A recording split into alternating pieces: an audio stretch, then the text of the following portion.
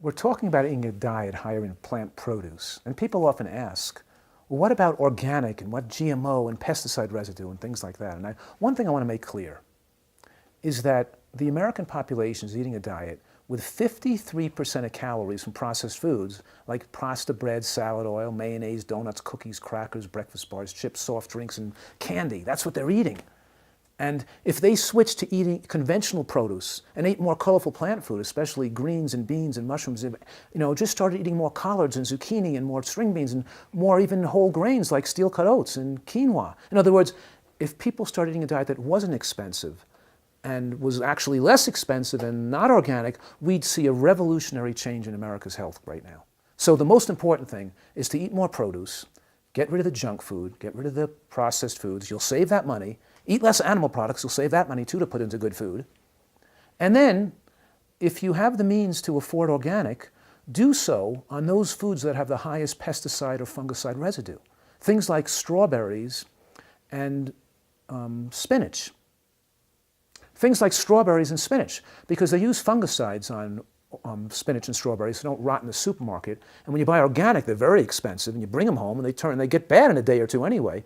And the trick is, if you can't afford organic, to buy frozen non-organic, because they don't put fungicides on the frozen strawberries.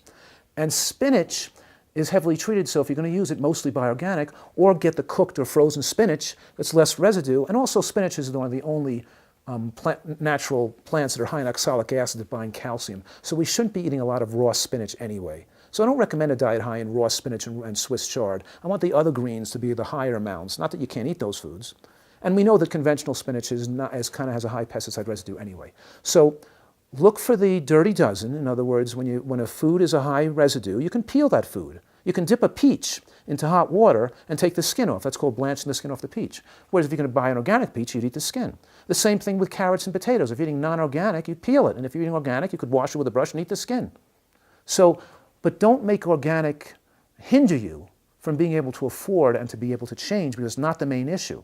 And the second issue is that when we're eating a diet rich in nutrients, our body is more satisfied, and we don't have food cravings and food addictions driving us to eat so frequently and so often. Most Americans are eating way too many calories, and they're eating way too many calories because they're not taking in enough micronutrients. Micronutrients are vitamins, minerals, antioxidants, and phytochemicals. And when you eat enough natural, colorful plants, the high intake of micronutrients and the high intake of fiber and food volume suppresses your appetite for wanting to overeat. And you no longer require excess calories. You only require and desire the calories you need to maintain your perfect weight. And you save money on your food bill because you're eating much less food. I know, because I can go skiing all day long and come back with my buddies, and they're chowing down and eating so much food, and I burn more calories than them. I was on the mogul runs, and they were on the flat runs, on the catted runs, and they were trying to eat more food and being way overeating because they're not metabolically efficient, because they're not meeting their nutritional needs.